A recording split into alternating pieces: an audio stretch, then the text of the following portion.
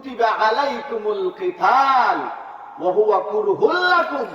আল্লাহ নিজে বলতেছেন, বান্দারে আমি আল্লাহ তোমাদের উপরে জিহাদকে আমি আল্লাহ ফরজ করে দিয়েছি। কথা জোরে বলেন ঠিক কিনা? কাজে আল্লাহ বলতেছেন কুতিবা আলাইকুমুল কিতাল, আয় ফরিদা আলাইকুমুল কিতাল, আমি আল্লাহ তোমাদের উপরে জিহাদকে ফরজ করেছি। জিহাদ ফরজ করেছেন কে? কথা সবাই জোরে আল্লাহর নাম জানেন কে? আল্লাহ জিহাদ ফরজ করেছেন, অথচ আমাদের অবস্থা কি? আল্লাহ নিজে বলতেছেন ওয়া হুয়া কুরহুল লাকুম। আল্লাহ বলতেছেন আমি জিহাদ ফরজ করলাম, অথচ আজকে মুসলমানের কাছে এই জিহাদটাই অপছন্দ হয়ে গেছে। কথা জোরে বলেন ঠিক কিনা? জিহাদ আল্লাহ ফরজ করছেন, এই জিহাদটাই আজকে আমাদের কাছে অপছন্দ। قال النبي صلى الله عليه وسلم الجهاد ماض إلى يوم القيامة। আল্লাহর পয়গম্বর বলেন, ওরে বান্দা, আমার আল্লাহ মুমিন মুসলমানের উপরে জিহাদটাকে কিয়ামত পর্যন্ত আমার আল্লাহ ফরজ করে দিয়েছেন। কথা বলেন ঠিক কিনা? জিহাদ কিয়ামত পর্যন্ত ফরজ, অথচ আজকে আমাদের কাছে জিহাদটা অপছন্দ হয়ে গেছে। আমরা জিহাদের কথা শুনলে আমরা মনে মনে ধারণা করি, মনে হয় এটা জঙ্গি জঙ্গি ভাব, সন্ত্রাসী সন্ত্রাসী ভাব তার মধ্যে আসছে। নাউজুবিল্লাহ কইতা না?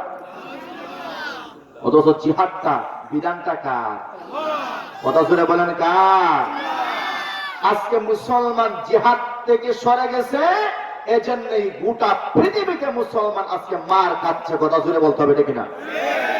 গোটা পৃথিবীতে আজকে মুসলমান লাঞ্ছিত, গোটা পৃথিবীতে আজকে মুসলমান অপদস্থ, নির্যাতিত, নিপীড়িত। কথা জুড়ে বলেন ঠিক কিনা? আর মুসলমান যদি জিহাদকে অপছন্দ না করত, মুসলমান যদি জিহাদের সামনে দাঁড়ায় যাইতো, তাহলে আল্লাহর কসম গোটা বিশ্বের বেঈমান কাফের গুলা মুসলমানের সামনে দাঁড়ানোর সাহস পেত না। কথা জুড়ে বলেন না কেন? আমাদের কাছে জিহাদ অপছন্দ হয়ে গেছে। আল্লাহ নিজে আবার বলতেছেন ওয়াসা আন তাকরাহু শাইআন ওয়া হুয়া খায়রুল লাকুম। আমার ভাইয়েরা ভালো করে শুনবেন, আমার আল্লাহ এবার প্রকাশ্যে আমার আল্লাহ বলতেছেন, বান্দা ভালো করে শোনো, আমি আল্লাহ তোমাদের জন্য যেটা ভালো মনে করি ওইটা তোমাদের কাছে অপছন্দ হয়ে যায়। কথা জুড়ে বলতে হবে ঠিক কিনা? আল্লাহ আমাদের জন্য পছন্দ করলেন জিহাদ, আর ওই জিহাদটাই আজকে আমাদের কাছে অপছন্দ হয়ে গেছে। এটা কথাটা কার ভাই? কথাটা জুড়ে বলেন, কথাটা কার? আমার আল্লাহ আবার বললেন, ওরে বান্দা ভালো করে শোনো, আমি আল্লাহ তোমাদের উপরে জিহাদ ফরজ করলাম, ওই জিহাদটা আমি আল্লাহ তোমাদের জন্য ভালো মনে করলাম। অথচ রে বান্দা শোনো, ওই জিহাদটাই আজকে তোমাদের কাছে অপছন্দ হয়ে গেছে।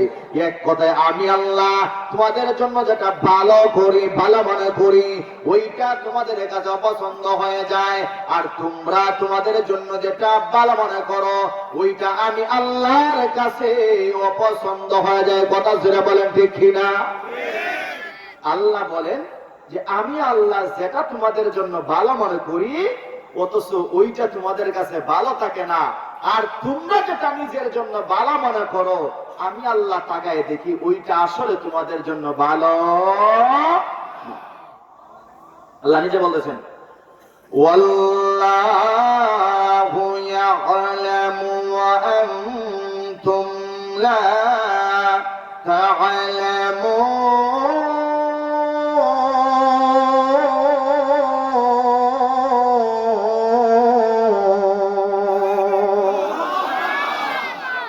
আল্লাহ বলেন ওয়াল্লাহু ইয়া'লামু, আল্লাহ আমি আল্লাহ যতটুকু বুঝি, ওয়া আনতুম লা তা'লামুন, তোমরা তো ততটুকু বুঝো না। আমি আল্লাহ ভালো করে বুঝি তোমাদের জন্য ভালো কোনটা, তোমাদের জন্য খারাপ কোনটা, কোনটা তোমাদের জন্য ভালো আর কোনটা তোমাদের জন্য খারাপ। এটা ভালো কে বুঝেন ভাই? কথা জুড়ে বলতে হবে, কে বুঝেন? আল্লাহ বুঝেন।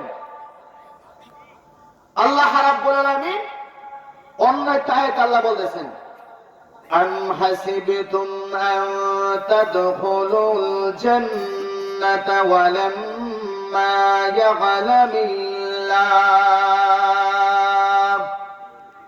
আল্লাযীনা জাহাদু মিনকুম ওয়া ইয়া'লামাস সাবিরিন।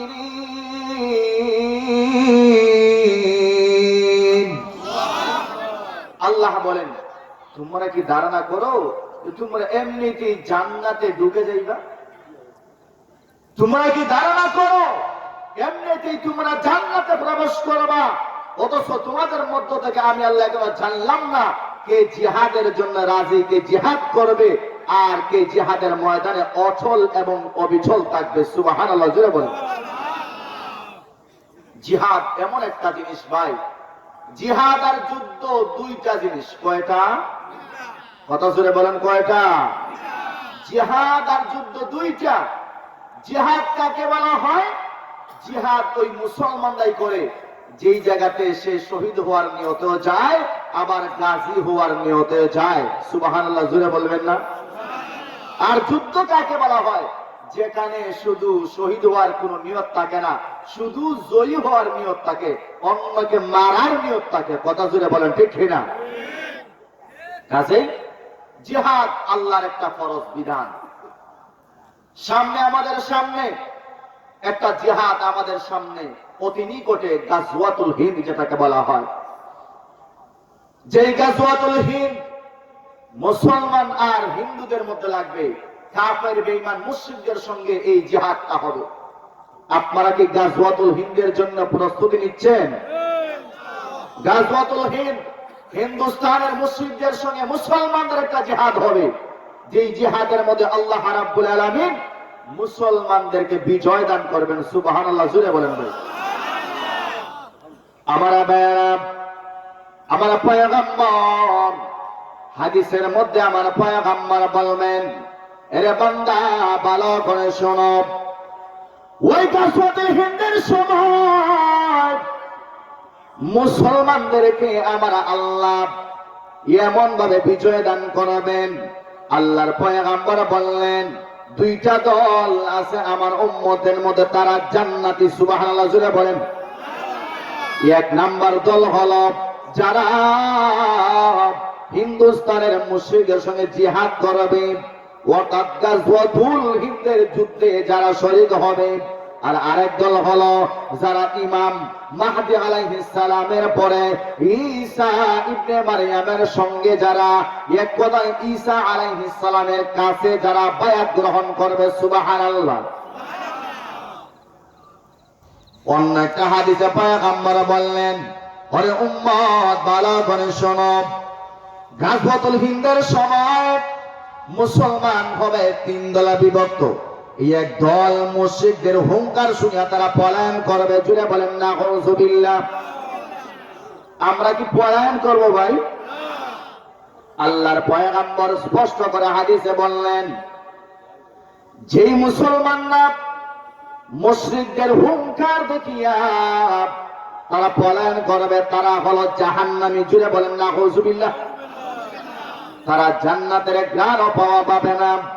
দুই নাম্বার আল্লাহর পয়গম্বর বললেন, ওরে উম্মত ভালো করে শোনো, আরেক দল তারা শহীদ হয়ে যাবে ওই দুনিয়াতে আল্লাহর দ্বীনকে বিজয় করার জন্য, ইসলামকে শক্তিশালী করার জন্য তারা শহীদ হয়ে যাবে। জুড়ে বলেন সুবহানাল্লাহ।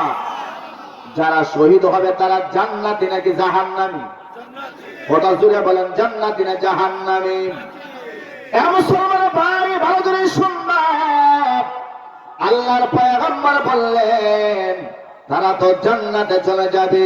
তিন নাম্বার যারা যে দল থাকবে তাদের মাধ্যমে আমার আল্লাহ গোটা হিন্দুস্তানের জিহাদের মধ্যে আমার আল্লাহ ওই তিন নাম্বার দলকে আমার আল্লাহ বিজয় দান করবে।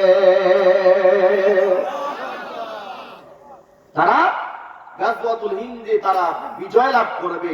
নবীজি হাদিসে বলতেছেন, আজকে যারা যে সমস্ত মুশরিক হিন্দু বেঈমান কাফেররা আমাদেরকে হুমকি ধমকি দেয়, মুসলমানরা তাদেরকে, তাদের উত্তরসূরিদেরকে গলার মধ্যে শিকল বাঁধিয়া এরকম সিংহাসন থেকে টানিয়া হেসরায় তারা নামাইব। সুবহানাল্লাহ জুড়ে বলে। গাজওয়াতুল হিন্দ, গাজওয়াতুল হিন্দ কোন সময় হবে? এখানে তিনটা মতামত আছে। জুড়ে বলেন ভাই, কয়টা মতামত? কথা জুড়ে বলেন, কয়টা?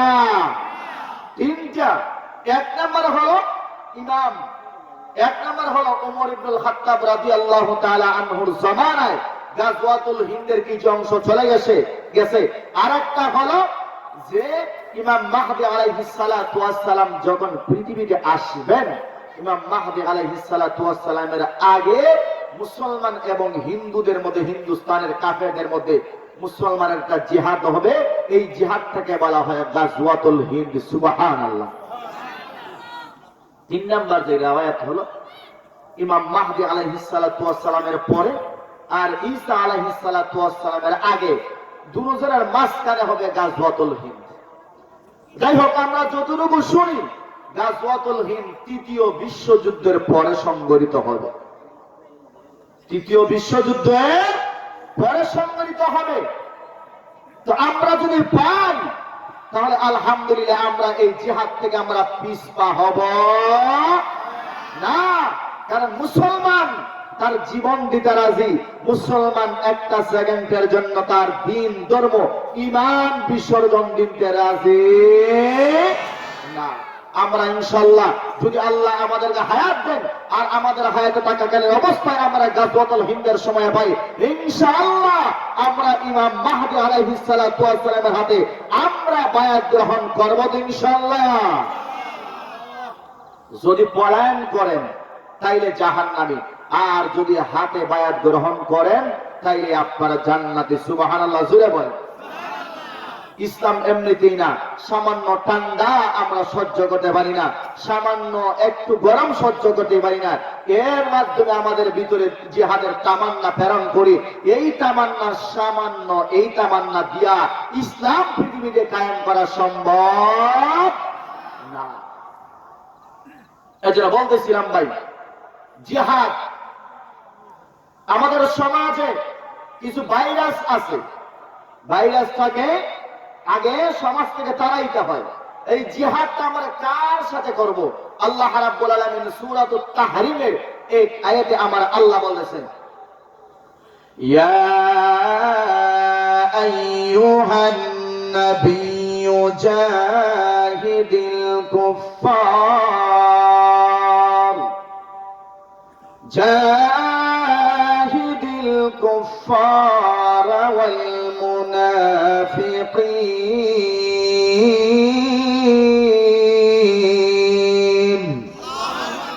আল্লাহ বলেন, তোমরা কাফের এবং মুনাফিকদের বিরুদ্ধে তোমরা যুদ্ধ ঘোষণা করো। ভাই, যুদ্ধ কার, জিহাদ কার বিরুদ্ধে করতে হবে? মুনাফিক এবং কাফেরের বিরুদ্ধে জিহাদ করতে হবে।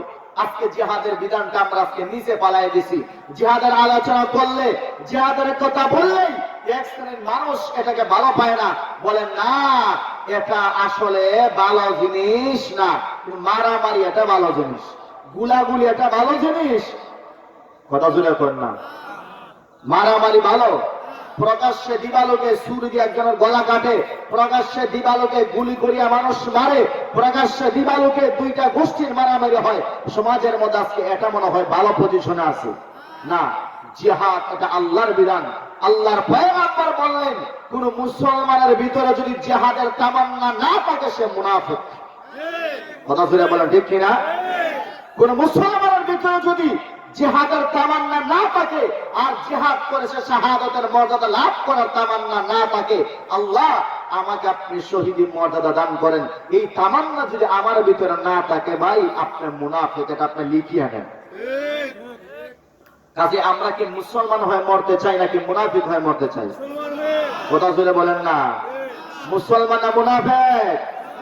অথচ ওই জিহাদের জন্য সাহাবায়ে কেরাম একদিক দিয়ে বাবা দাঁড়াইছেন, সাহাবাই কেরামের দিকে দাঁড়াইছেন, বাবা মুশরিক সাহাবী ইমানদার, সুবহানাল্লাহ জোরে বলেন। কিন্তু বাবাকে চুল পরিমাণ সার দেয় নাই। আল্লাহর পয়গম্বর বলছেন, ও সাহাবাই কেরাম, যুদ্ধে যারা শরীক হইবা, যারা যুদ্ধে শরীক হইয়া যারা শাহাদাত বরণ করবা, তাদের কোনো হিসাব নাই, সুজা জান্নাত। সুবহানাল্লাহ বলবেন না? সুজা জান্নাত। নবীজির একজন সাহাবী সাদ সালামী রাদিয়াল্লাহু আনহু, উনি এতই কালো ছিলেন, এতই কালো, মদিনাতে ওনার কোনো ঘর নাই, ওনার কোনো বাড়ি নাই, ওনার চেহারার কোনো সিস্টেম নাই, কিন্তু ওনার কাছে কেউ মেয়ে বিবাহ দেয় না। আচ্ছা, আমাদের এলাকার মধ্যে যদি একটা ছেলে যদি তার ঘর নাই, বাড়ি নাই, চেহারার কোনো পজিশন ঠিক না, সুন্দর না, কথা কালো, তার কাছে কোনো মেয়ে কেউ বিবাহ দিবে ভাই? কথা জুড়ে বলেন না। আমার ভাইয়ারা, ওই সাহাবী আল্লাহর পয়গম্বরের কাছে আগমন করলেন। ইয়া রাসূলুল্লাহ, ইয়া হাবিবাল্লাহ, ওগো পয়গম্বর, ভালো করে শুনেন, আমি কি আপনার একটা সুন্নত আমি পালন করতে পারবো না? আমার কাছে কেউ তার মেয়ে বিবাহ দেয় না। ওগো পয়গম্বর, ভালো করে শুনেন, নাকি আমি জান্নাতে যেতে পারবো না? আল্লাহর পয়গম্বর আবার বলল, সাহাবায়ে কেরাম, ভালো করে শোনো, আমার সাদের কথা তোমরা ভালো করে শোনো, সে কি বলতে চাই। ওই সাদ সালামী আবার বললেন, ওগো পয়গম্বর, আমি মানুষের বাড়িতে যাই, কিন্তু আমার চেহারা দেখিয়ে মানুষ তার মেয়ে বিবাহ দিতে চায় না। তারা বলে আমার নাকি ঘর নাই, আমার নাকি বাড়ি নাই, আমার নাকি চেহারার কোনো পজিশন ঠিক নাই। ওগো পয়গম্বর, ভালো করে শোনো, আমার পায়ের কোনো পজিশন ঠিক নাই, এজন্য মানুষ তার মেয়ে আমার কাছে বিবাহ দেয় না। আল্লাহর পয়গম্বর আবার বললেন, এসা ভালো করে শুনবা, ভালো করে শোনো, আমি পয়গম্বর বললাম, তোমার টাকা নাই, তোমার পয়সা নাই, তোমার ঘর নাই, তোমার বাড়ি নাই, কিন্তু রে সাথ শোনো, আমি বিশ্ব নবী বললাম, আমি তোমার কাছে ওই গোটা মদিনার সবচেয়ে সুন্দরী মেয়ে বিবাহ দিয়া দেব। সাদ রাদিয়াল্লাহু আনহু এবার বললেন, নবীজি, যে মানুষগুলা তার মেয়ে আমার কাছে বিয়া দিতে চায় না, আর আপনি বললেন গোটা মদিনার সুন্দরী মেয়ে আমার কাছে বিয়া দিবেন, আমার সঙ্গে কি আপনি মস্করা করলেন নাকি ঢং করলেন? সুবহানাল্লাহ বলবেন না? সুবহানাল্লাহ বললে সওয়াব না গুনাহ হয়? সবাই জুড়ে বলেন, সওয়াব না গুনাহ হয়?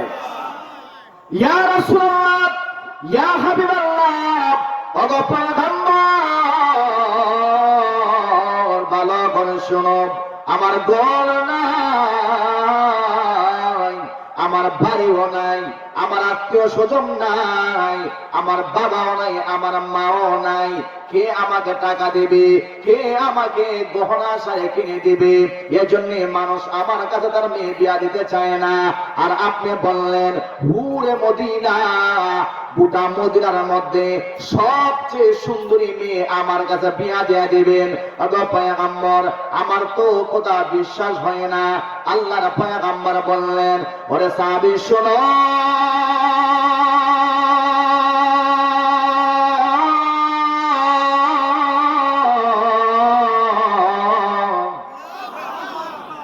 আমি নবীজি সত্য বললাম, আমার কথা তুমি গিয়া ওয়াহাবকে গিয়া বলবা, মদিনার সবচেয়ে সুন্দরী মেয়ের যিনি বাবা, তাকে গিয়া বলবা আমি নবীর পক্ষ থেকে তুমি বিবাহের পয়গাম নিয়ে আসলাম। সাদ এবার নবীজির ঘর থেকে বের হয়ে গেছে। সাহাবায়ে কেরাম এবার বললেন, ওরে সাদ, তোমার কপাল কত ভালো, তুমি তো ফাটা কপাল নিয়ে দুনিয়াতে আগমন করলা। আমাদের ঘর আছে, আমাদের বাড়ি আছে, আমাদের টাকা আছে, আমাদের পয়সা আছে, আমরা এত সুন্দর, কিন্তু আমরা তো হুরে মদিনা আমরা পাইলাম না। ওরে সাদ শুনো রে, আল্লাহর পয়গম্বর তোমাকে হুরে মদিনা দিয়ে দিবে। ওরে সাদ তোমার কপাল কত ভালো। সাদ রাদিয়াল্লাহু আনহু এবার বললেন, ওরে আমার ভাইরা ভালো করে শুনবা, আমি বিশ্বাস করি না, কারণ যার মা নাই, যার বাবাও দুনিয়াতে নাই, যার টাকা নাই, যার পয়সা নাই, যার ঘর নাই, তার কাছে হুরে মদিনার বাবা তার মেয়েকে বিবাহ দিবে আমার তো বিশ্বাস হয় না। তারপরে আমি যাইতে হবে, কারণ আমাকে ওয়াদার দিয়েছেন আল্লাহর পয়গম্বর। জুড়ে বলেন কে? কথা জুড়ে বলেন কে? নবীজি ওয়াদার দিলেন। এ মুসলমান, এবার সাহাবী গেছেন, ওই সাহাবীর কাছে হুরে মদিনার বাবার কাছে গিয়া বললেন, আসসালামু আলাইকুম ওয়া রাহমাতুল্লাহ। ওরে ভাই, আমার পক্ষ থেকে আপনি সালাম গ্রহণ করেন। দ্বিতীয়বার এবার আপনি আল্লাহর পয়গম্বরের পক্ষ থেকে সালাম গ্রহণ করেন। আল্লাহর পয়গম্বরের পক্ষ থেকে আমি আগমন করলাম আপনার মেয়ের বিবাহের প্রস্তাব নিয়া। নবীজি বললেন, আপনার মেয়েকে আমার কাছে বিয়ে দেওয়ার জন্য। সুবহানাল্লাহ। লোকটা বলে, কি বলছেন? আমার মেয়ে তোমার কাছে বিয়া দিতাম? চেহারা আয়না দিয়ে দেখছো? চেহারার পজিশন কি দেখছো আয়নার মধ্যে? গড় নাই, বাড়ি নাই, টাকা নাই, পয়সা নাই, পোশাকের কোনো সিস্টেম নাই, পারাসিরা পোশাক। আর আমার মেয়ে গোটা মদিনার মধ্যে সবচেয়ে বড় সুন্দরী। তুমি আসছো আমার মেয়ের বিয়া করতে? যাও, আমার ঘর থেকে বের হয়ে যাও। ওই লোকটা সাহাবী সাদ বের হয়ে গেছেন, কিন্তু একটা কথা বলে গেছেন, আমার কাছে বিয়া দিলে দেন, না দিলে না দেন, আমি নবীর কথা তোমার কাছে পৌঁছায় দিলাম। সুবহানাল্লাহ। সবাই জুড়ে বলেন সুবহানাল্লাহ। এ মুসলমান ভাই, সাদ রাদিয়াল্লাহু তাআলা আনহু এবার ঘর থেকে বের হয়ে গেলেন। উনার মেয়ে ছিল পর্দার ভিতরে। আচ্ছা, আপনারা সত্য করে একটা কথা বলেন, কোন মেয়ের যদি বিয়ের পয়গাম বাড়িতে যায়, মেয়েরা মাঝে মধ্যে খান হাতে নি শুনে কি শুনে না? ওই মেয়েটা শুনেছে, তার জন্য যিনি বিয়ের পয়গাম নিয়ে আসলেন, কার পক্ষ থেকে নিয়ে আসলেন, কার জন্য নিয়ে আগমন করলেন, ওই মেয়েটা আবার বাবার কাছে আসছে। ওরে বাবা, তোমার কাছে কিছুক্ষণ আগে খেয়ে আগমন করেছিল। ওগো মেয়ে শোনো, এত চিন্তা করার দরকার নাই, তুমি শোনার দরকার নাই। একজন কালা, একজন মানুষ যার পোশাকের কোনো সিস্টেম নাই, যার চেহারা সুন্দর না, তার চোখের কোনো কাটিং নাই, পায়ের আঙ্গুলের কোনো কাটিং নাই, তার চেহারার কোনো কাটিং নাই, পোশাকের কোনো কাটিং নাই। ও আমার মেয়ে, ভালো করে শোনো, যার ঘর নাই, ওই মদিনায় যার বাড়ি নাই, এমনের জন্য কাটছিল তোমাকে বিবাহ করার জন্য, আমি তাকে তাড়াইয়া দিয়ে দিয়েছি। ওই মেয়েটা আবার বলতেছে, বাবা গো, ভালো করে শোনো, ওই মেয়েটাকে তুমি তাড়াইয়া দিলা, আমার কোনো সমস্যা না, কিন্তু গো বাবা, আমি তো পাখে দিয়া একটা কথা আমি শুনলাম, ওই লোকটা তো নিজের পক্ষ থেকে বিবাহের পয়গাম নিয়ে আগমন করে নাই। আমি শুনেছি গো বাবা, উনি আল্লাহর পয়গম্বরের পক্ষ থেকে উনি এসেছে। কার পক্ষ থেকে আসছে? নবীজির পক্ষ থেকে আগমন করল। ও বাবা, কাজে আল্লাহর পয়গম্বর যাকে আমার জন্য স্বামী হিসাবে পছন্দ করেছেন, ওই স্বামীটাই আমার জন্য জান্নাতি স্বামী। ও বাবা, ভালো করে শুনবা, আমার কথা যদি তুমি মানো তাহলে তোমার ভালো হবে। ও গো আমার বাবা, এই জায়গাতে আর একটা মিনিটও তুমি দাঁড়াইবা না, দৌড় দিয়া তুমি পয়গম্বরের কাছে শুনিয়া যাও। ও গো আমার বাবা, শোনো, তুমি যদি আল্লাহর পয়গম্বরের কাছে না যাও, না জানে ওই সাহাবী আগে আগে গিয়া নবীজিকে বলে ফেলে ওই মেয়েটাকে আমার কাছে বিবাহ দিবে না, নবীজি যদি অসন্তুষ্ট হইয়া যান তাহলে তোমার বিরুদ্ধে আমার আল্লাহ আয়াত নাজিল করতে পারে কি পারে না? কথা জোরে পারে কি পারে না? ও আমার বাবা, বড় জিনিস শুনবাম, ওই সাহাবী যদি আগে চলিয়া যায় তাহলে আমার ভয় হয় আল্লাহর পয়গম্বরের কথা অমান্য করার কারণে মুনাফিকের লিস্টের মধ্যে তোমার নামটা চলে আসতে পারে। ও আমার বাবা শোনো,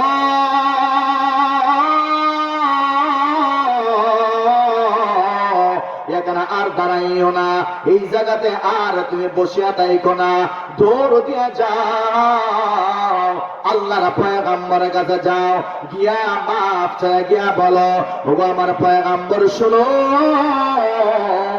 আমি বুঝতে পারি নাই আপনি যেই দামান আমার মেয়ের জন্য পছন্দ করেছেন, আমার মেয়েও রাজি, মেয়ের 14 গোষ্ঠীও রাজি। সুবহানাল্লাহ। মেয়েও রাজি, মেয়ের 14 গোষ্ঠীও রাজি। এবার আপনি তাইলে ডাকেন কাজী। আমার ভাইরা আবার সাহাবীর জেহেনটা খুলে গেছে। ওরে মা, আমার জেহেন তুমি খুলিয়া দিয়ে দিলা, ও গো মা আমি আর বিলম্ব করব না। ওই সাহাবী দৌড় দিয়া আল্লাহর পয়গম্বরের দরবারে উনি আবার চলিয়া গেলেন, গিয়া বললেন আসসালাতু আসসালামু আলাইকা ইয়া রাসূলুল্লাহ।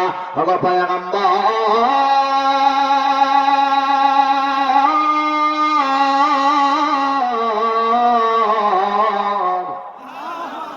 আমার ভুল হয়ে গেছে, আমি বুঝতে পারি নাই আপনার পক্ষ থেকে সাদ রাদিয়াল্লাহু আনহু আমার কাছে সালাম নিয়ে গেছে।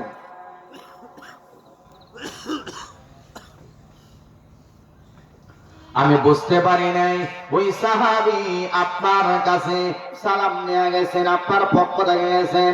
আমার মেয়ে তো এই কথাটা বুঝতে পেরেছে।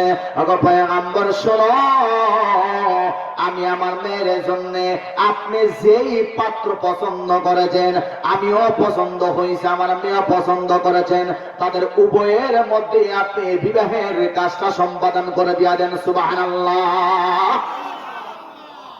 অথচ আজকে আমরা মেয়ের জন্য আমরা সুন্দর দামান তালাশ করি, লন্ডনে তালাশ করি, আমেরিকান তালাশ করি, আইএলটিএস মার্কা ছেলে আমরা তালাশ করি। কথা জুড়ে বলেন দেখে না? মুসলমান ভাই, আল্লাহর পয়গম্বর বললেন ওরে উম্মত ভালো করে শুনবা, তোমার ছেলে যদি উপযুক্ত হয় তাহলে কোন ধরনের মেয়ে তুমি বিবাহের জন্য তালাশ করবা? এক নাম্বার হলো তার মধ্যে দিন আছে না নাই। কথা ছেড়ে বলেন ঠিক না? তার মধ্যে দিন আছে না নাই? দিন অর্থ কি? তার সূর্যে যে অনুরে এটা দিন নি? তাহলে কি সে নামাজি কিনা, তার মা নামাজি কিনা, তার মামি নামাজি কিনা, তার খালা নামাজি কিনা, এক কথায় তার নানি নামাজি কিনা, তার গোষ্ঠীর মধ্যে দিন আছে না নাই, তারা পর্দা করে কিনা, হালাল হারাম মানিয়া চলে কিনা। কথা জুড়ে বলেন দেখি না? অথচ আজকে আমরা এগুলো তালাশ করি না। দেখি আমার শ্বশুর যার মাইয়ারা বিয়া করবো সে টাকাওয়ালা কিনা, সে সমাজের মেম্বার কিনা, সে সমাজের চেয়ারম্যান কিনা, বেশি বেশি টাকা হারাম পন্থায় উপার্জন করে কিনা। কথা জোরে বলেন দেখি না? 2 নাম্বার নবীজি বলতেছেন সুন্দর হইতো, দিন হইতো, সুন্দর হইতো, এরপর আবার টাকাওয়ালাও হইতো। তবে প্রধান হলো দিন থাকতে হবে তার কাছে। কি থাকতে হবে ভাই? কথা জোরে বলেন কি থাকতে হবে? আমার নবীজি এবার বিয়া করাইয়া দিলেন। আল্লাহর পয়গম্বর আবার বললেন ওরে সাদ, এবার তো হুরে মদিনাকে তুমি বিয়া করলা, গোটা মদিনার মধ্যে সবচেয়ে বড় সুন্দরী। জুড়ে বলেন সুবহানাল্লাহ। মুসলমান ভাই ভালো করে শুনবেন, আজকে আমাদের সমাজের লোকেরা যদি সুন্দর মেয়ে বিবাহ করে দেখা যায় বেপরদা করিয়া আলতা সুনুমা খাইয়া রাস্তায় লইয়া ঘুরায় মানুষকে দেখায় আমার বিবি কত সুন্দর। তো আজকে কেন জুড়ে হন না? দেখায় কি দেখায় না? শুধু এটা নয় রে ভাই, আমার মেয়েদের সুন্দর আর জামাইদের সুন্দর গায়া হলুদ করাইয়া এবার শত শত যুবকের মাধ্যমে জিনার কাজটা করায়। আচ্ছা, একজন বেগানা নারীকে যদি আমি গায়া হলুদের মধ্যে আমি দেখি সওয়াব হয় না গুনাহ হয়? কি জাত গুনাহ? জিনার গুনাহ হয়। নাউজুবিল্লাহ কইতেন আপনারা। আমাদের সমাজে গায়ে হলুদ হয় কি হয় না? হয় কি হয় না? মেয়েরে চেয়ারের মধ্যে আপনি বসাইলেন আর শত শত যুবক সেলফি তুলতেছে, ছবি তুলতেছে। প্রত্যেকটা যুবকের চেহারা যতবার তাকাইতেছে ততবার শুধু জিনার গুনাই হইতেছে। নাউজুবিল্লাহ জুড়ে বলেন। আমরা এটা করবো ভাই? আল্লাহ যেন সমাজটাকে থেকে হেফাজত করেন, জুড়ে বলেন আমিন। নবীজি বললেন, সাদ দিয়া তো করলা, এবার মোহরানা দাও 400 দিরহাম। কয়শো? কত জুড়ে ওখানে? কয়শো? সাদ রাদিয়াল্লাহু তাআলা আনহু বলেন, হুজুর আমার তো বাড়ি নাই, আবার মোহর কই থেকে দেন? আমার তো গড়ই নাই, এই মোহর দেব কই থেকে? নবীজি বললেন, আমার পক্ষ থেকে দিলাম 100, উমরের পক্ষ থেকে 100, উসমানের পক্ষ থেকে 100। জুড়ে বলেন কয়শো হইছে? আলীর কাছে তুমি যাও, আলী দিবে 100। কয়শো হইল? কথা জুড়ে বলেন কয়শো? আমার সাদ ভালো করে শুনলাম, ওই 400 দিরহাম নিয়া এবার বাজারে যাও। বাজারে গিয়া এবার তুমি শাড়ি কিংবা গহনা কিংবা জুতা কিংবা সুবহানাল্লাহ। সাদ রাদিয়াল্লাহু তাআলা এবার বাজারে গেলেন। বাজারে গিয়া এবার একটা শাড়ি কিনলেন, গহনা কিনলেন, যত কিছু আছে সব কিনলেন। উনি কিনিয়া এবার যখন বের হবেন, বাজার থেকে বের হবেন, হঠাৎ করে ওনার কানে একটা আওয়াজ, আল জিহাদ ফি সাবিলিল্লাহ, আল জিহাদ ফি সাবিলিল্লাহ। আসলে এমন কোন আশিক রাসূল এখানের বান্দা নবীজি যুদ্ধের ময়দানে চলে গেছেন, জিহাদের ময়দানে চলে গেছেন। এমন কোন আশিক রাসূল থাকলে তোমরাও নবীজির জন্য জিহাদের ময়দানে ঝাঁপায়া পড়ো। সুবহানাল্লাহ। সাদ রাদিয়াল্লাহু তাআলা এবার তো দ্বিধাদ্বন্দ্বের মধ্যে পড়ে গেছেন, এখন আমি বাসর করে যাইতাম নাকি জিহাদের ময়দানে যাইতাম? আমরা কোন জায়গা যাইতাম ভাই বলছেন? বাসর করে যাইতাম না?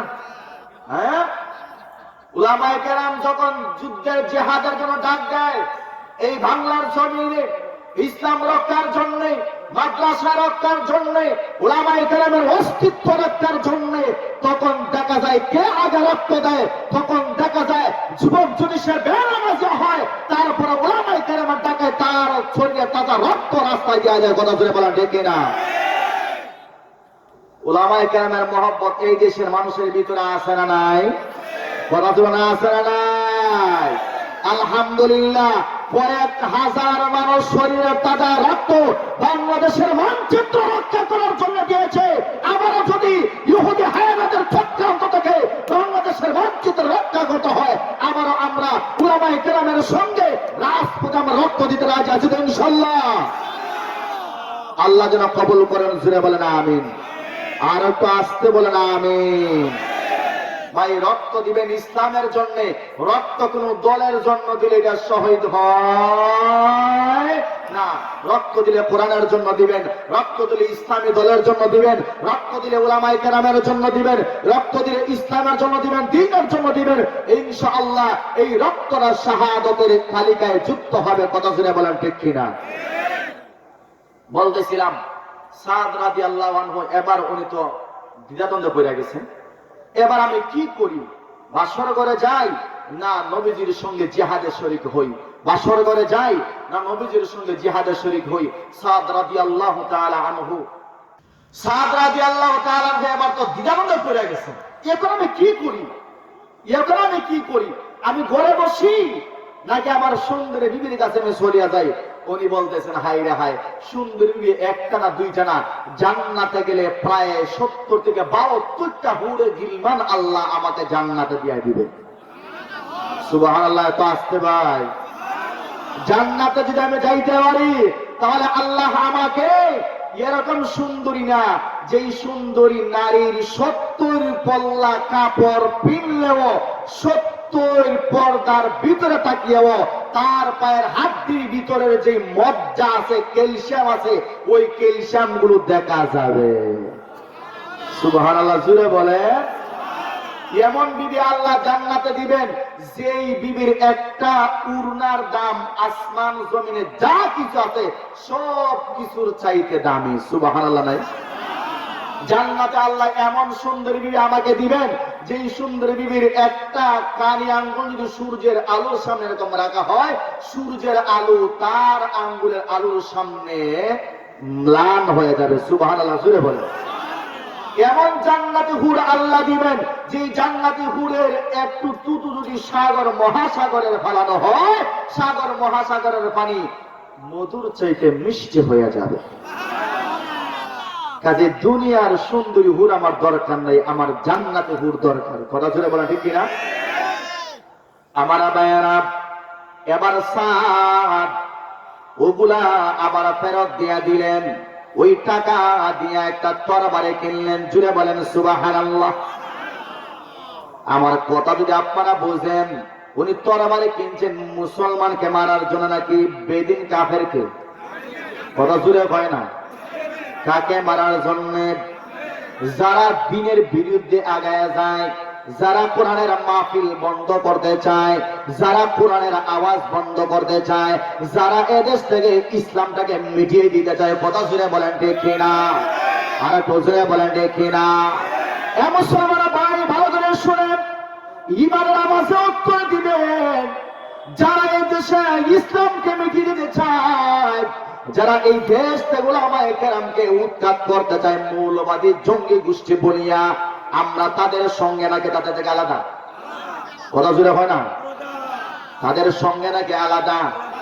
যারা কোরআনের আওয়াজকে বন্ধ করে দিতে চায়, মাহফিলকে বন্ধ করে দিতে চায়, মসজিদ মাদ্রাসা যারা তালা লাগাইতে চায়, উলামায়ে কেরামকে জঙ্গি বলিয়া বছরের পর বছর মানুষকে যারা হয়রানি করেছে, যারা শাহাদত করেছে, যারা মারছে, তারা ইমানদার নাকি বেঈমান? কথা জুড়ে বলে। এটা ফতোয়া দিয়া দিলাম। যারা কোরআনের আওয়াজ বন্ধ করতে চায় তারা মুসলমান নি ভাই? কথা জুড়ে বলে মুসলমান তারা। তাদেরকে যারা মুসলমান বলবে তার ইমানের মধ্যে সন্দেহ আছে না? তার ইমানের মধ্যে সন্দেহ আছে। যারা মাহফিল বন্ধ করে দিতে চায়, যে সমস্ত উলামায়ে কেরাম বছর কি বছর লক্ষ লক্ষ মানুষের সামনে কোরআনের কথা বললো, তাদেরকে আয়নাগর রাখে নির্যাতন দিনের পর দিন কমর বাঁকা করে দিল, কিডনি এবার বাল সব শেষ করে দিল, শাহাদত করে দিল, তারা কি মুসলমান? কথা জোরে হয় না? তারা কি মুসলমান? তারা মুসলমান হতে পারে না। ওরা দেখবেন ওরাই সর্বশেষ সময়ে সুযোগে তারাই ধর্ম ব্যবসায়ী। কথা জোরে হয় না? সময় আসে সারা বছর টুপি নাই, সময় আছে ফার্স্ট হাতে টুপিটা কিনা মাথা দিয়ে দেয়, পাঞ্জাবি কিনা মাথা গোত্র দিয়ে দেয়। কথা জোরে বলেন ঠিক কিনা? সারা বছর পাঞ্জাবি নাই, টুপি নাই, কিন্তু সময় আসে পাঞ্জাবি আছে, টুপি আছে। কথা জোরে আমার ঠিক কিনা? এও আমরা মতো সুন্দর টুপি না, এই টুপি কই থেকে আছে? মনে তু কয়েকটা টুপি আনছে। কথা জোরে আমার ঠিক কিনা? 10 টাকা টুপি। আর মাইকের সমাজে কয় ধর্ম ব্যবসায়ীকে এই দেশে থাকতে আমরা দিব না। কথা জোরে আমার ঠিক কিনা? আর একটু জোরে হয়। ওই দুমকা আমি একটা ভিডিও দেখলাম, নিজুম জারুদার, জারুদার রে চিনুনি?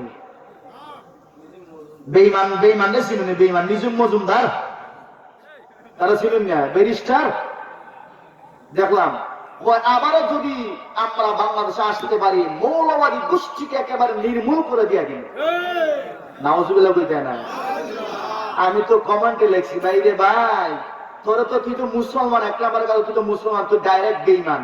2 নম্বর কথা হলো আমরা উলামায়ে কেরামকে বছরের পর বছর, বছরের পর বছর মারতেছো, নির্যাতন করতেছো, কিন্তু আমরা ঠিকই এই দেশে আছি, তোমরা নাই।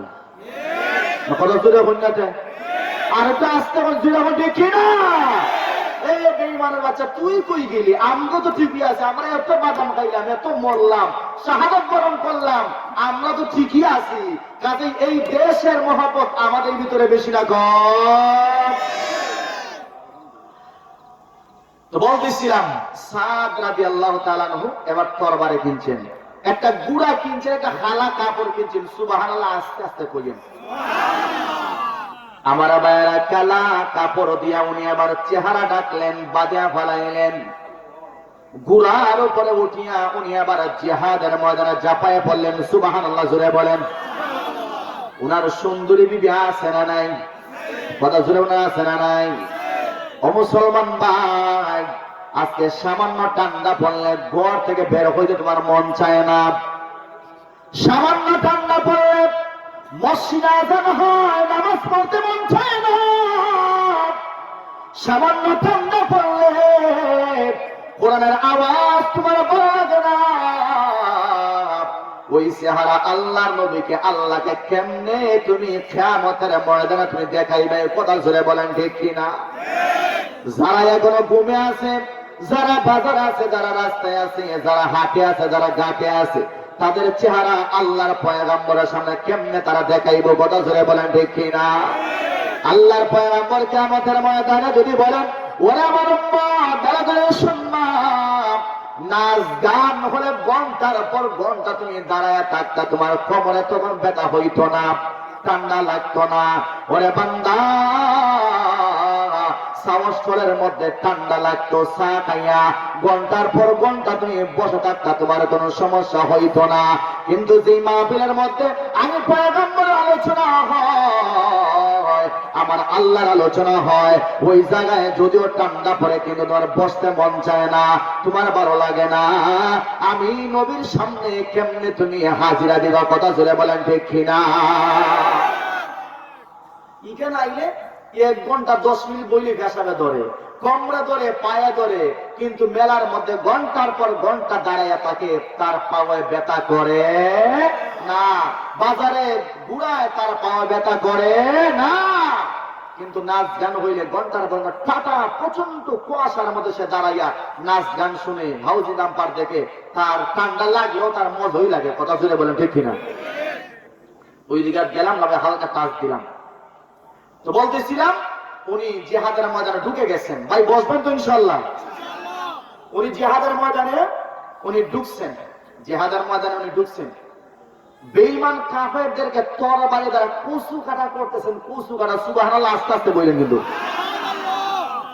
নবীজি দূর থেকে দেখতেছেন একজন আমার সাহাবী, উনি কালা কাপড় দিয়ে মুখ বাঁধিয়ে আমাদের পক্ষে, মুসলমানদের পক্ষে বেঈমানদেরকে কচু কাটা করতেছেন।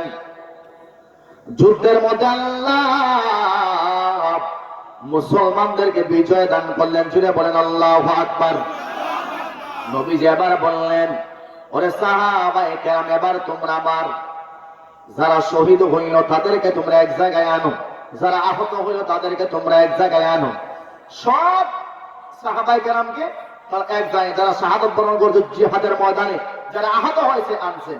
নবীজি বললেন, ও আমার সাহাবায়ে কেরাম, ওই যে আমার একজন মানুষ দেখা যায় মুসলমানদের পক্ষে সে যুদ্ধ করছে, কালা কাপড় বাঁধিয়া মুখে, সে কে? তারে আমার কাছে নিয়ে আসো। সুবহানাল্লাহ, আসতে বলেন। ওই লোকটাকে যখন নবীজির কাছে আনা হলো, সাদের মাথা নবীজির উরুর উপরে রাখা হলো। জুড়ে বলেন সুবহানাল্লাহ। নবীজি এবার নিজের হাত দিয়ে তার মুখের কাপড় খুললেন। নবীজি কুলার সঙ্গে সঙ্গে আশ্চর্য হয়ে গেলেন, নবীজি কাঁদিয়া পালাইছেন। সুবহানাল্লাহ। পয়গম্বর আবার বললেন, আরে সাদ, তুমি যুদ্ধের ময়দানে কেন আসলা? তুমি তো এবার বাসর করে যাওয়ার কথা ছিল, জিহাদের ময়দানে কেন তুমি আগমন করলা? ওরে সাদ, এখানে না আসলে তো তুমি পারতা। এবার সাদ যে কথাটা বলেছিল ভালো করে খেয়াল করে শোনেন। ওরে আমার ভাই, তুমি বাড়িতে থাকো, তুমি বাজারে থাকো, গাড়িতে থাকো, মেলায় থাকো, তুমি লেফেরে তোলে থাকো, যে জায়গাতে থাকো, ভালো করে শোনো। নবীজির সাহাবী কেমন উত্তরটা উনি দিয়ে দিয়েছিলেন। উনি এবার বললেন, ওগো পয়গম্বর শোনো, আমি বাসর করে যাইতে পারতাম, কোনো সমস্যা না, কারণ আপনি নিজেই তো আমার বিয়া করাইয়া দিয়ে আসলেন। ওগো পয়গম্বর, যখন আমার কানে জিহাদের আওয়াজটা আমার কানে আসলো, এবার আমি সন্দেহের মধ্যে পড়িয়া গেলাম। আমি দুনিয়ার হুর চাই নাকি আমি জান্নাতের হুর চাই? আমি দুনিয়া চাই নাকি আমি আখিরাত চাই? আমি দুনিয়া তো পাইতে পারি, আখিরাত তো পাইতে পারি। ওগো পয়গম্বর, আমি যদি দুনিয়ার হুর আমি চাইতাম, বাসর করে চাইতে পারতাম, কিন্তু আমার ভিতরে সন্দেহ। আমি জিহাদের ময়দানে আসিয়া আমি যদি এবার দুনিয়ার ওই আমার হুরের কাছে চলে যাইতাম, আর কিয়ামতের ময়দানে আমার আল্লাহ আমাকে প্রশ্ন করতেন, ওরে সাদ, আমার পয়গম্বর জিহাদের ময়দানে গেলেন আর তুমি সুন্দরী বিবি পাইয়া তুমি বাসর করে গেলা, এটা তুমি কেমনে করলা? ওগো নবী, এই প্রশ্ন যদি আমার আল্লাহ আমাকে করে, আমি সাদ উত্তর দিতে পারবো না। এজন্য আমি দুনিয়ার হুর আমি ছাড়লাম, জান্নাতে ঘোরার আশায়, আশেকে রাসূল হওয়ার আশায় আমি জিহাদের ময়দানে ঝাঁপায় পড়ে গেলাম।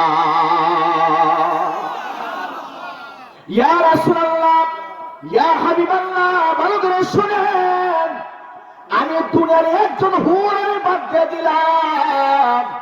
আমি আমার আশা হলো ওই জিহাদের ময়দানে যদি আমি সাদ আমি শহীদ হতে পারি, কিয়ামতের ময়দানে আল্লাহ আমাকে জান্নাতে দিবেন, একজন নয়, দুইজন নয়, প্রায় 72টা হুরে দিলমান আমার আল্লাহ আমাকে দেয়া দিবে।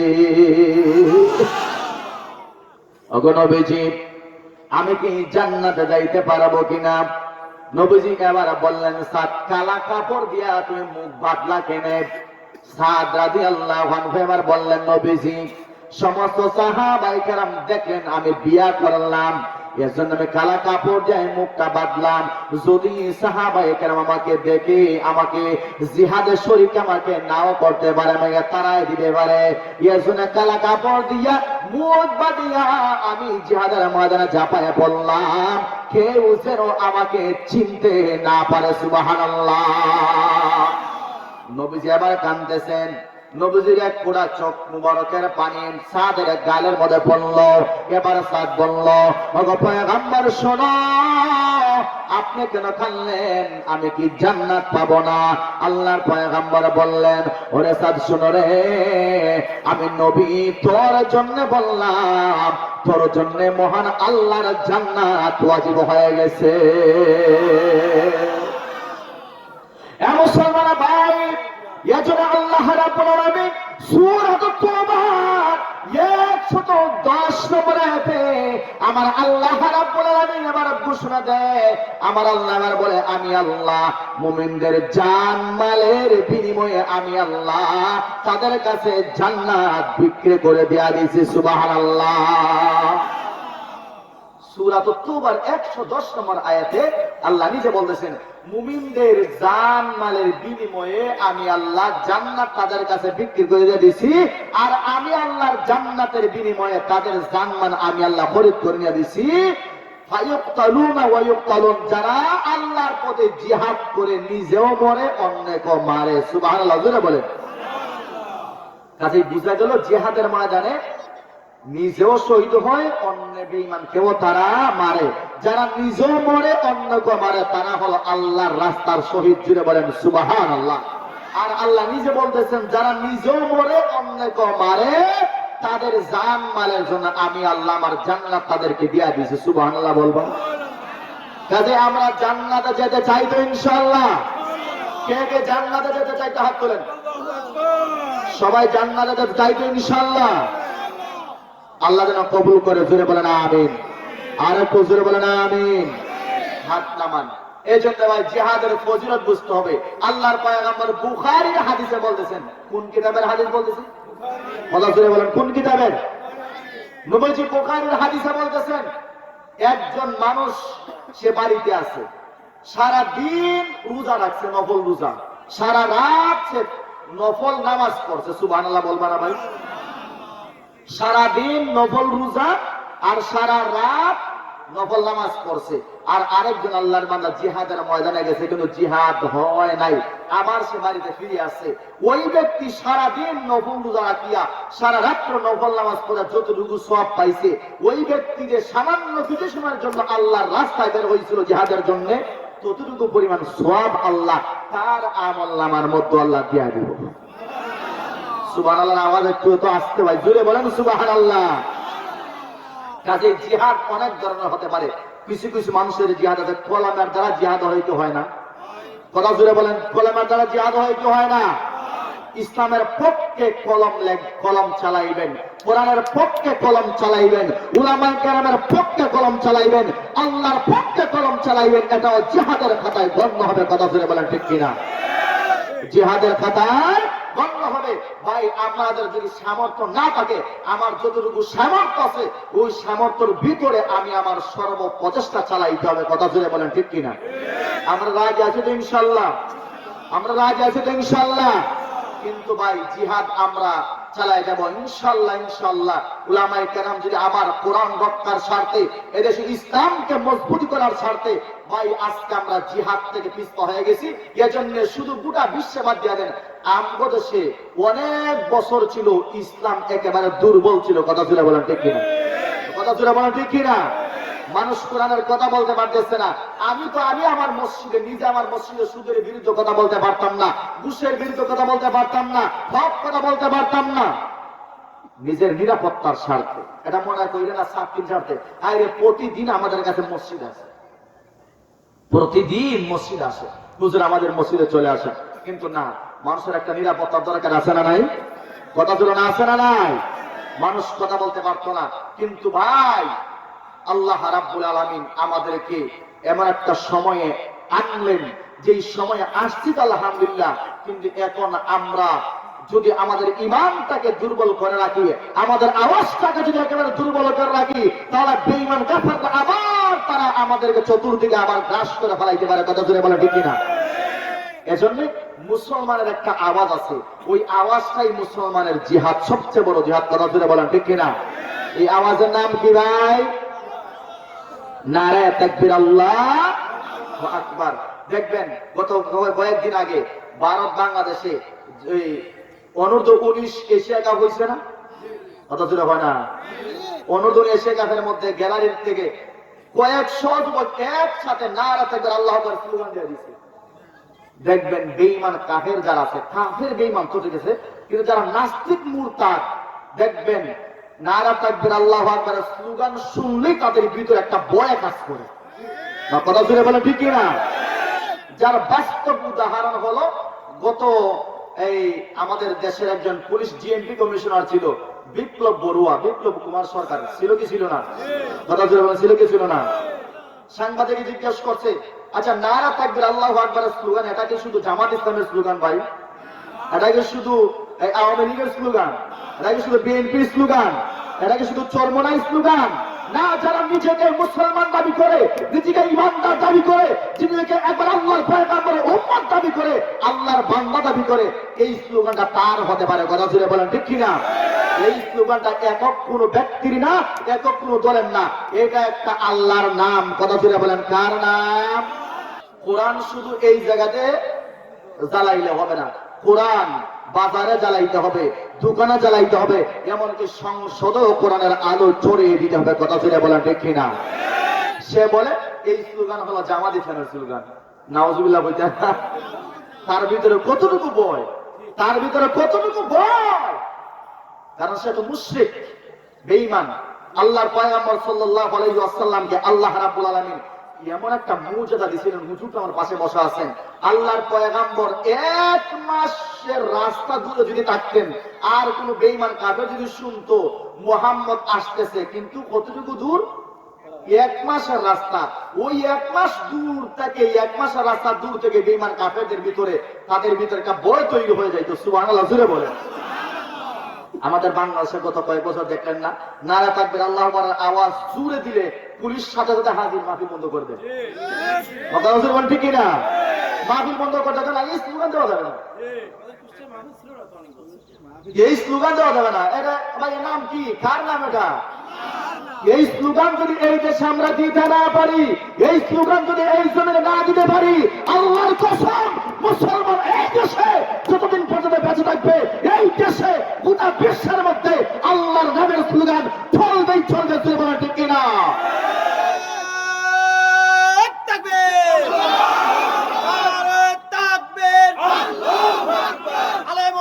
যেখানে আল কোরআন, যেখানে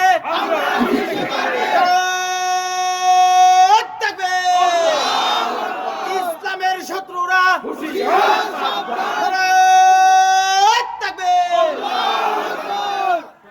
আমরা আমাদের সন্তান থেকে বিচ্ছিন্ন হতে পারি, মা থেকে বিচ্ছিন্ন হতে পারি, আমার সম্পদ হারাইতে পারি, আমার বাবাকে হারাইতে পারি, তারপরে আল্লাহর কসম আমরা কোরআনকে হারাইতে পারবো না, এই মজলিসকে হারাইতে পারবো না, পয়গম্বরের সম্মান ইজ্জত আমরা হারাইতে দেব না।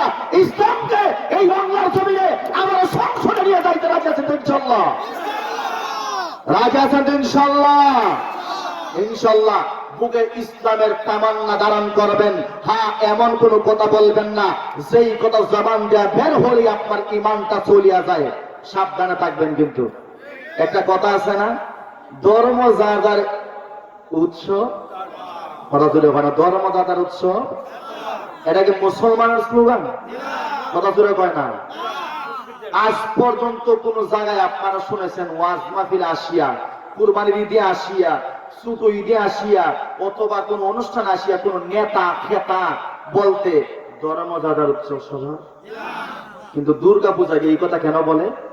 বোঝা গেল কথা সত্য, মতলব খারাপ। কথাও সত্য না, কথাও বাদ, মতলব খারাপ। হ্যাঁ, এটা হতে পারে ধর্ম যার যার, উৎসব তার। ধর্ম যার যার, উৎসব যার যার। হ্যাঁ, আজকে এখানে কোন হিন্দু ভাই আসছেন, কিন্তু ওই জায়গাটা আমরা কেন যাই? এই কথাটা কেন আমরা বলি? আমার ইমান আছে, আমার ইমান আছে। কাজেই ভাই, মরণ আমাদের আছে না নাই? কবর আমার সামনে আছে না নাই? কবর আমার সামনে আছে না নাই? 12টা হয়ে গেছে। একটা ঘটনা আমি আপনাদেরকে, কবরের একটা ঘটনার সময় বসতে রাজি আছেন তো ইনশাআল্লাহ?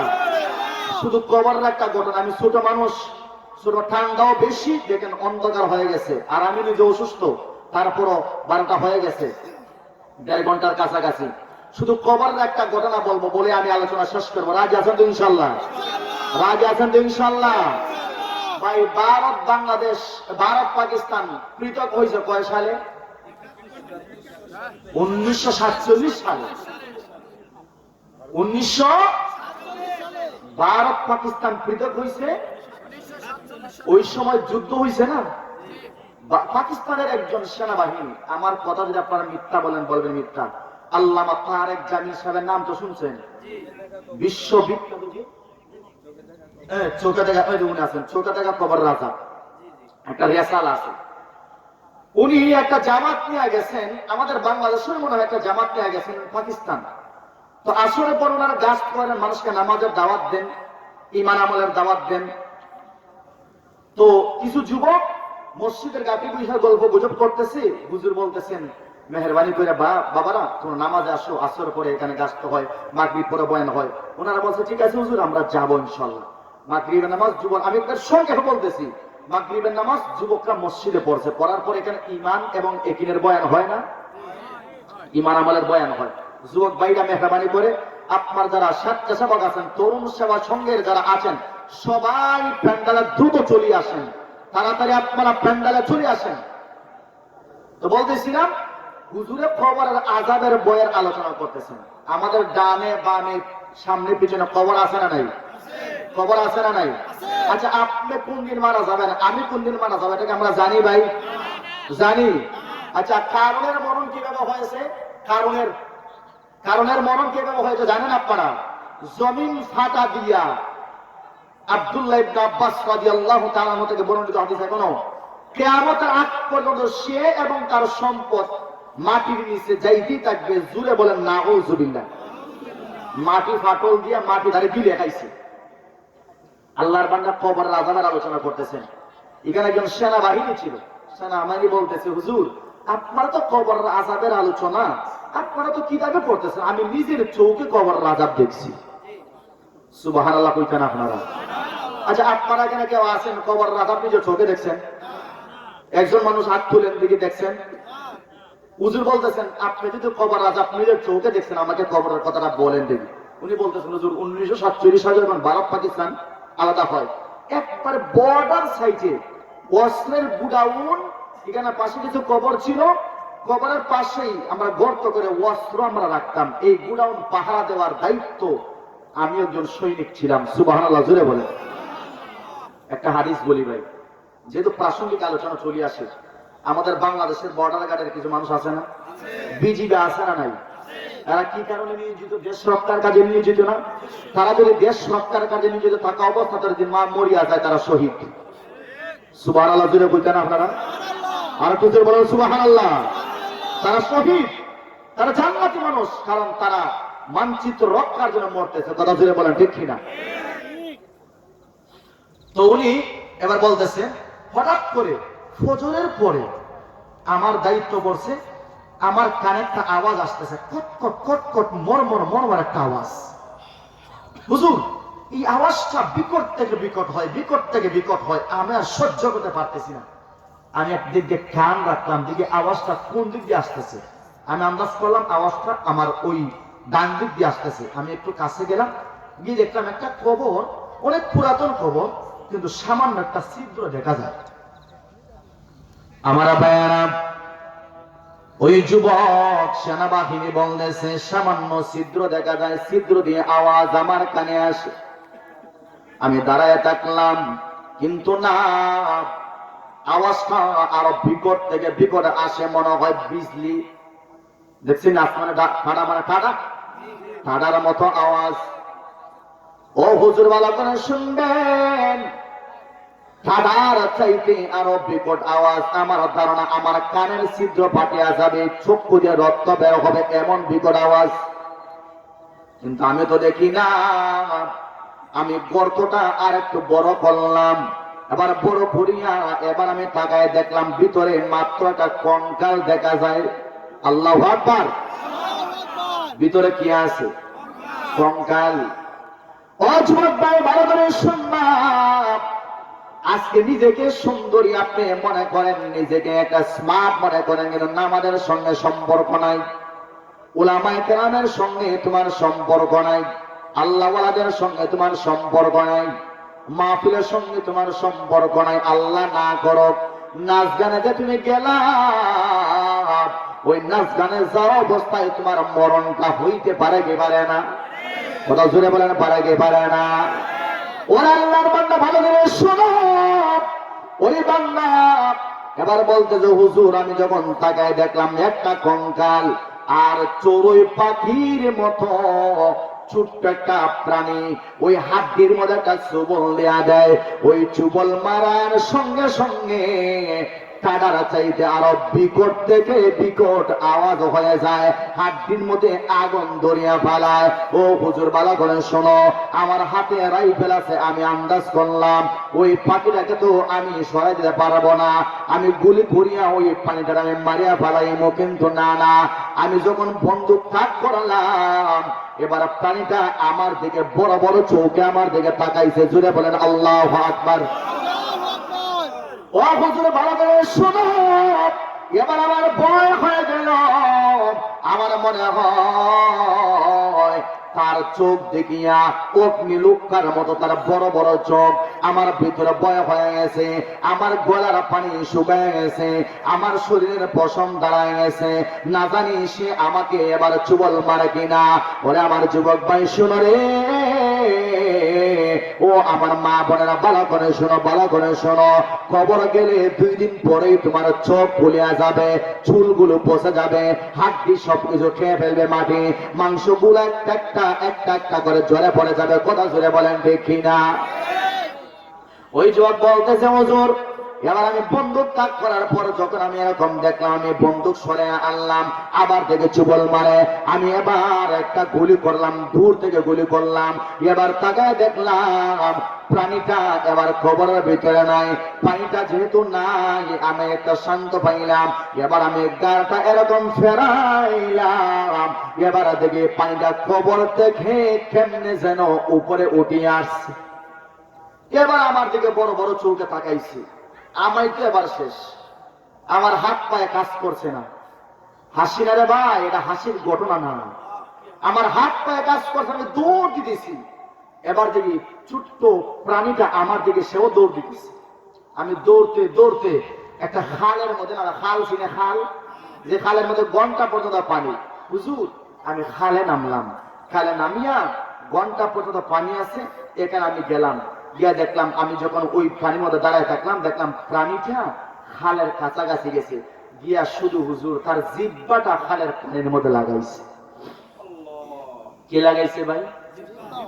ছোট্ট একটা প্রাণী তার জিহ্বাটা লাগাইছে। দেখলাম হুজুর খালের পানিটা আগুনের চাইতে হাজার গুণ কোটি গুণ গরম হয়ে গেছে। এবার দেখি আমার দুনু পা এমন গরম হয়েছে, গোশতগুলা অটোমেটিক জ্বরে পড়তেছে। আমি তাড়াতাড়ি খালের উপরে উঠলাম, উঠিয়ে আমি তো হাঁটতে পারি না, গোশতগুলা অটোমেটিক ঝরিয়ে গেছে। আমি দূর থেকে আমার সঙ্গী সাথীদেরকে ডাক দিলাম, দিয়া বললাম, ও আমার সঙ্গী সাথীরা, আমাদের তোমরা বাঁচাও, আমাকে রক্ষা করো। হুজুর আমাকে পাকিস্তানের সবচেয়ে বড় হাসপাতালে নিয়ে যাওয়া হলো, আমার হাড্ডির মধ্যে গোশত ওঠে না। আমেরিকা নিয়ে যাওয়া হলো, আমার হাড্ডিতে গোশত লাগে না। সিঙ্গাপুর মাউন্ট এই জায়গাতে নিয়ে যাওয়া হলো, আর ডাক্তার বলতেছে না না, এটা এমন একটা রোগ যে হাড্ডির মধ্যে গোশত কোনোদিন গজাইবে না। হুজুর বললেন এরকম অবস্থা করে? হ্যাঁ। তখন যুবক তার প্যান্ট উপরে তুলিয়া দেখা যাচ্ছে ব্যান্ডেজ করা পাও। ব্যান্ডেজ যখন খুলতেছে দেখা যাইতেছে প্লাস্টিকের পাও লাগানো। প্লাস্টিক খুলে দেখা যাচ্ছে মাত্র হাড্ডি আছে, গোশত নাই। আল্লাহু আকবার নাই। এই হলো কবর আযাবের সামান্য নমুনা। আপনি যদি নামাজি হন, আপনি যদি আল্লাহওয়ালা হন, ফেরেশতা কবরে কয়জন আসবে? হুজুর বলে না কয়জন?